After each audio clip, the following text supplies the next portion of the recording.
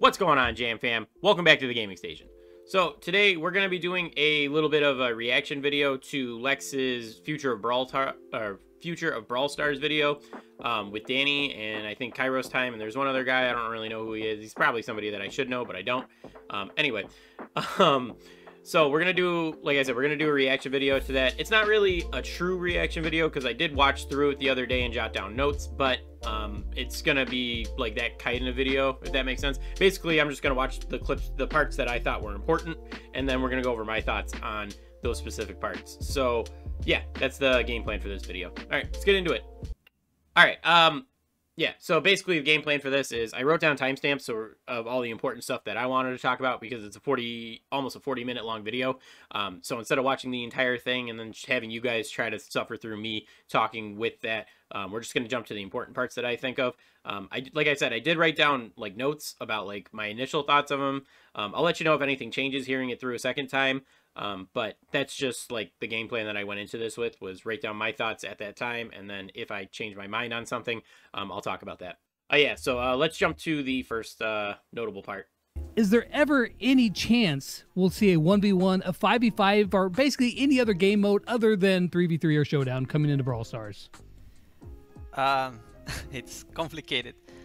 Like I would like to, because I don't want to promise anything, but for example, we give you guys the map maker, which allows you to create a 1v1 mode, and of course, like, you can disable some bots, so you can literally play like 1v1 with your friend or whatever. But I think the question refers to, like, would you see like a game mode specific for those specific matches? That I think I can't really confirm anything, but what we want to do for, I guess, like for the future of the... All right, so basically what he's doing here is he's giving like a non-answer, like he doesn't want us to commit either way. But I can give you my personal thoughts on it. Basically, I think a 5v5 mode would be really good and a lot of fun for the game. It might be a little chaotic. I mean, you consider sometimes 3v3 gets a little hairy, especially in like super tense situations like Brawl Ball, you need to score a goal or something like that. But personally, I think that 1v1 is not really a good idea for like a game mode. I think it's better suited to be either a friendly mode or just, you know, something that's casual, kind of like what they do for the Brawl Ball map maker thing. Overall, I don't think it would be a lot of fun to do it in a like competitive setting for trophies and stuff. The caveat to that is that if they did it like a best of 3 type match where you could swap brawlers between matches, I think that would be the best, but then that comes with its own problems. Like tanks are never going to be good in that mode depending on how they set up the maps, and snipers are generally always going to be better, you know, again, depending on how they set up the maps. But that's just my thoughts on it. It's just a crazy game mode. Would it be possible for us to have something like an infected game mode where one person starts and they infect other people supported in the map maker, or would that be something that would be done further along the way with more community tools and more community effort? Yeah, I guess there's a long way until we would have like a scenario where this mode would be possible to be created by the players. Mostly because we need to prove to ourselves that the map maker is the right call to go. It's a lot of development time. To give you guys an idea, I think the map maker, we started to develop that, I think it was around April or May in 2020, and it was only released in November. So like if we say like, let's focus on the map maker, and then it proves to be like a bad decision, then we're like, okay, I lost just 6 months of that time. But I really like this idea. I will give you hot information. All right, so basically what he's saying here is that they were asking about like if there was ever going to be like an infected game mode added to the game, and Danny said like he doesn't hate the idea, but the thing is that they want to hold off on developing mapmaker more in case it doesn't end up working and they have to remove it from the game anyway, because then they're just going to waste a lot of development time. And this is something that I kind of agree with. They do need to kind of like manage their time because there's other aspects of the game that do need focus, like power play, clubs, obviously brawler balance is always a big thing, stuff like that, you know. One thing I do want to say is that I think that infected game mode would be really good for like a weekend event mode. I don't know about making it like a trophy mode or maybe a seasonal mode, kind of like Graveyard Shift. I think that would be really cool, but a weekend event mode would be a lot of fun with something like that. Kind of like Big Boss, but you know, being able to infect people. And then it also sounds like it would be more of like a time-based mode, which the weekend event modes, other than like Boss Fight, are more time-based now, with Robo Rumble and Big Boss. being based on like the 3-minute time. So yeah, I think that would be a better weekend event mode. Danny. Yeah, what happened?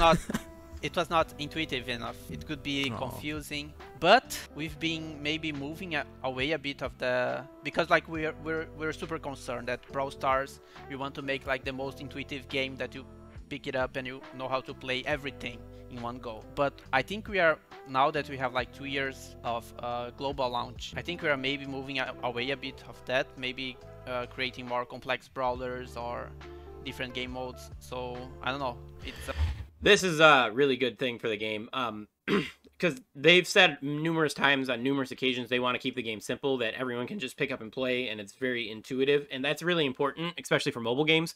But also at the same time, it doesn't guarantee like longevity of the game, because it keeps hardcore people who want to play games a lot are gonna move to games that are a little more complex. So being more open to adding more complexity to the game is very nice. And I think it's a very good thing, a very good step in the direction. I mean, you see that with brawlers like Byron being able to heal and attack at the same time. That's a little more complex than just your normal healer. I think Amber is another example, especially with like, you consider like her star power, the one that lets you charge your super and throw an extra puddle out. I mean, that's a little more depth to the character, and it definitely adds like a different element to the game, like adding more into one star power like that, if that makes sense. I mean, you probably initially thought that people were going to make really competitive, great maps, and in turn, it's turned into an OJ Cheese Fest. Is that something that you guys anticipated, or like, or dislike, or it's just whatever? honestly, it's not of my kind of maps. I don't like. I agree. Those maps are very garbage to play, but they're not for everybody. And now that they made it a casual mode, it doesn't really matter To play those so much, but that's like a personal opinion from me. But we see that there's a lot of players that like to play, otherwise wouldn't be the map of the day every day. Every time. So yeah, but we are not happy that we also had the goal of using that like as a competitive map maker, but the competitive people can't even show that to us because it's super hard to find that map in the test slot, and we will probably never see that in the winning map slot. But we want to add different features to make that possible. So for example, one thing that we want to do is in the list already, I just don't know when it's going to happen, is to maybe share the tag of your map, so you don't need to be the host every time. Like, you just share the tag of your map, anyone with the tag can play your map, and that's it. This is something that I've been wanting added to Map Maker for a while, because I get this a lot on stream. People will make their own custom maps, but they can't share them to me, and we can't play them live on stream because you have to be the lobby leader to actually use the map. So if they could like suggest the map into the chat, and then, you know, I could just click on it, pull up that map, and then we could play it, that would be great. Or if they could just share their map tag in the chat, and then I could type it in, that would be great too. Something like that, I think, would be a really good benefit to just like Map Maker in general. So yeah, I would be more than happy with that type of change there. As for voting, we are thinking of some. We actually had a discussion today if we should have like someone from Supercell taking a look at the maps and then picking maybe a competitive map, or at least having some variation so the same layout doesn't win every time. But of course that will be like a daily job for this person, which is kind of annoying. We would like to automate that, but yeah, we are happy with the result. I kind of understand what he's getting at about how that would have to be like an automated job, or how they would want to make that an automated job, because if you've ever done anything every day for the last whatever amount of days, it can, depending on what it is, it can drive you nuts. So I mean, I originally thought that's what they were going to do, is that they were going to look at all the maps daily and have somebody pick it. But I understand that they don't want to make that somebody's job per se, because that would be just really a waste of time almost. Especially now that it's not worth trophies. So I guess I'm okay with, or now I should say now I understand why they don't do it that way.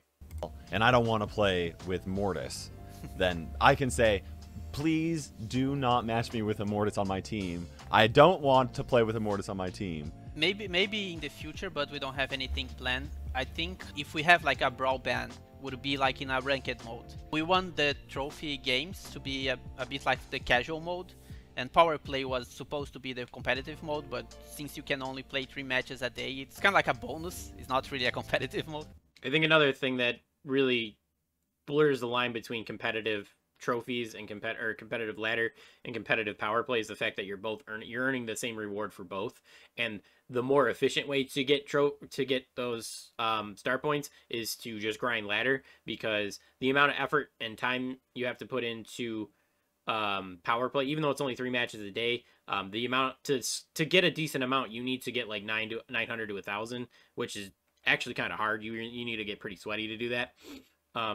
So it's just more efficient to just grind your brawlers on ladder. So because that's the more efficient mode, that's going to be where most people put most of their effort into. Yeah. So yeah, if we are adding bans, would be like in a power play 2.0 or something like that. Yeah. So you're talking about, like, you know, power plays are competitive in the banning. It reminds me of that Twitter post. I can't think of the guy's name off the top of my head, but I think that you all saw it as well. He had a pretty cool idea for, like, you know, a kind of a league system with bans that were included. That looked pretty darn cool. I know you guys saw that one. That's interesting. Yeah, I think this would be really cool. I really like the way this layout and this UI looks, and the fact that, you know, you can ban brawlers and stuff like that. It would be like, and then, you know, it gives you the ranked map. I think that would be really cool, and you can grind this multiple times a day, not just 3 times a day. You know what I mean? I think this would be a good direction to go. They don't necessarily have to use this guy's UI design, but I think that this setup for a power play rework would be really nice. Section here, and the first question from Kobe Pro says, "What are your plans for adding more purpose to clubs? Are Club Wars even still on the agenda?"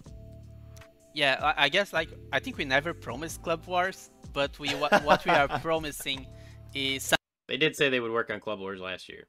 Just saying. something to clubs. Clubs doesn't have like any meaning other than grouping people, and even that, I don't think it's I agree with that. There's no point of clubs. State. At some point, we'll have like more stuff for clubs. Like I just said, that power play is not ideal as well, so I think we have like lots of things we want to improve. And to be honest, I think clubs is not the highest priority at the moment, although people keep asking. I would rank a ranked mode a higher priority. And the thing is that people say Club Wars, but I'm sure each one of them have a different concept of what Club Wars is. Oh, so yeah. we do understand as improvements for clubs. Yeah, I think we're gonna have an entire. So it's a little disheartening to hear that clubs aren't like the top priority in the game. In my opinion, clubs should be a more priority, because I've talked about this a couple times, whether it's on stream and with Paulo in his video. I don't know when he's gonna have that out. But I think that having a social aspect that ties people to the game in-game is really important, because it makes it harder for people to quit games when they develop relationships with friends and stuff.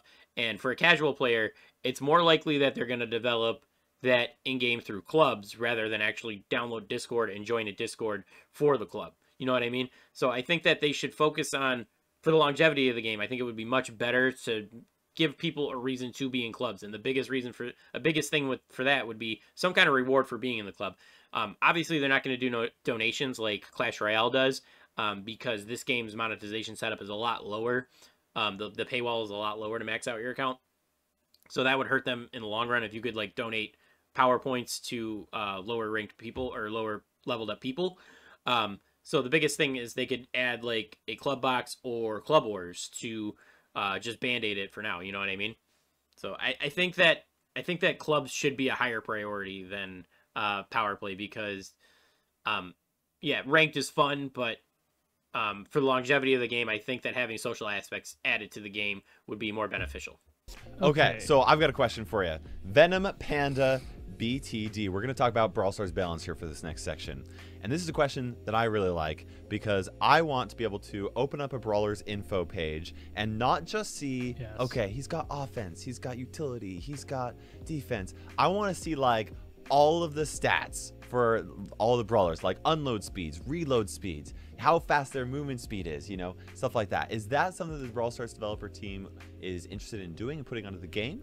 Or is there a reason why so far they have specifically made things just simpler? Yeah, as I said before, we want to make Brawl super intuitive and simple that anyone can play. But I think if we have like the mega sheet with information, I think it would be something external from the game. All right, so we have a question from I think that I understand what they're saying, or I understand what Danny was saying, is that he wants to keep things simple so that you could just look at it at a glance and you can understand, like, okay, this brawler's technically better at dealing damage than soaking up damage. You know what I mean? But I think that one stat I think they should add is range, because I don't like having the debate whether Piper outranges Byron or something like that. You know what I mean? I think that range should be a bigger thing added. I guess it's 2 questions. Yeah, two Yeah, I think questions in one. he's talking more about the actual maps in the rotation, not so much the map maker. I see. So Yeah. like the ones, which ones? Why does Auntie choose these ones for rotation? So they're talking about versus why for the maps processor? get added Yeah, so into we rotation pick for the like ones that, trophies. Put on a good show. So for example, we love Minecart Madness because it has some really fun situations, even though it's not the most balanced map. So I guess that's one exception. But you also have a lot of inputs from the pro players. So Frank actually runs some polls on Twitter asking which maps people would like, and then the pros are of course like very vocal about the ones they like, about the ones they dislike. So we do take in consideration a lot of your feedback, not only data but what you say on social media. So there is that, and of course that's the fun factor, which we are not using anymore. We said before that the fun factor was like how many times players play once there is nothing more to collect on this map. So Yeah. we also use this kind of data. But you're talking about some of the maps that I think that fun factor idea is skewed depending on the game mode, because I think most people are going to slog through a bad map of Brawl Ball than they're going to slog more through a bad map of Gem Grabber Hot Zone. You know what I mean? So I think the popularity of the mode also plays a major effect. And there's some people who only play Showdown regardless whether they like the map or not. You know what I mean? Stuff like that is going to skew those fun factor numbers. So I think that's why they ended up trying to move away from that a little bit more. were put on a show and were more interesting, like Minecart Madness, because they have it's very an interactive map almost. Are there any plans to like bring more stuff like that? I know it's something that I've talked about for a long time. A lot of people have talked about for a long time, having more interactive maps. Is there any more plans for stuff like that in the future? Yes, we want to add more stuff. Like there was one game designer that's not in the Brawl team anymore. He wanted to add bridges, and I always thought it was a cool idea, but never gets to get a high priority. So I guess game mode elements are kind of like if you are releasing an update and then there's like some free time from the game designer and So adding more to maps, I think, is a really good idea. Now, personally, I hate Minecart Madness. I find it way too random, and I don't find it very fun to play on. And it can be frustrating because, when you're trying to go pick up gems and the cart's coming right around, you got to back up and you got to wait, and then that can give them time to spawn back in. But anyway, I think that adding more stuff to the maps would be a little... I'm interested in the idea, basically. I don't know what they would add. I mean, they technically have added more stuff like teleporters and jump pads on top of that, but I don't know. I'd be interested in the idea of them adding stuff like that. Works had a question. It says, is the brawler's fun factor taken into consideration when they're balancing? And by that, I mean, do you consider buffing and nerfing and reworking a brawler, how it'll affect the average player's enjoyment versus, just how strong the brawler or weak the brawler is? we believe the fun factor is actually related to how good the brawler is, because nobody wants to play with a brawler that it's really bad. I play with Crow a lot. Yeah, Crow and Shelly are good examples. People play Shelly a lot, and Crow's another example. Bad brawlers that get played a lot. Okay, I play with Crow a lot. I guess Crow's outlier, but we do have some experience. For example, Carl, when he got released, he was kind of weak. Nobody was really playing much with him, even though he was a new brawler. And then we just buffed him, and then he was one of the most played brawlers we had. So I guess those things are kind of walking together, as I said. And Mortis is another outlier. Yeah. Because it's super fun to play with. Mortis and 8-Bit Yeah. are opposites, where 8-Bit's not fun to play, but he's so good. Yeah. And so I think the short answer is that the developers team do, because one of the primary factors that they use to balance their brawlers is play rates as opposed to win rates. Exactly. And I kind of think that I understand what they're saying is that play rates are important, but I think that win rates are just as important. Because if a brawler is not being played a lot, but their win rate's super high, that indicates that either really good players understand the cap of that brawler and that it shouldn't be quite as strong, or that it's just like people like Kyra said, people don't like that brawler, but they're super strong. Like 8-Bit's really strong, you know what I mean? Just like he said, but nobody likes to play 8-Bit because he's so slow and clunky. unless you have his plugged-in star power, you know? And also rarity comes into effect there too, because, you know, less people are naturally going to have mythics and rares, and that's just naturally going to drive down their use rate, you know? So, are there plans for us to get more information about Star Park? Yeah, I think we want to release like something as big as the Star Park campaign, but we don't know exactly if it's gonna be like a continuation or something in game or a different event. We have the desire to continue working on the IP and the universe. So what you're saying is, we already told you this is normal.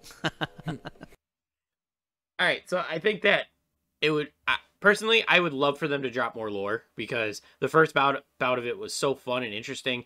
But then they kind of just dropped it and left it at that. You know what I mean?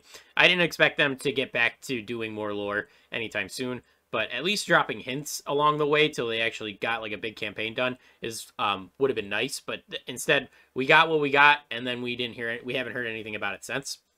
And like what Danny said about tying it into like something in game would be really cool. Like if there was some kind of like event notice or something like that they added into the game, and I don't know. I forgot what I was thinking the other day. Some kind of like, I don't know, some kind of game mode or something added in game that tied into Star Park. Like, for example, if like certain brawlers went rogue and you had to like do like a PvE type mode to fight them or something like that. I think that would be really cool.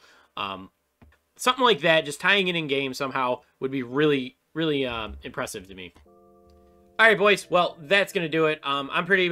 Those are pretty much all the big points that I wanted to talk about. Overall, I think this was a super good video, and you should 100% go check it out. I will leave a link in the description. I'm sure everybody's already watched it by now, because obviously Lex is the biggest, or not the biggest, but one of the biggest Brawl Star YouTubers out there, so I'm pretty sure everybody's already seen it. But if you haven't, go check it out, and then come back and let me know your thoughts on it. If you've already watched it, let me know what you liked from this podcast type interview that Lex did, or what you didn't like, and let me know what your thoughts on it are in general, you know what I mean? But anyway, I want to thank you guys for watching, and I will catch you guys in the next one. Peace.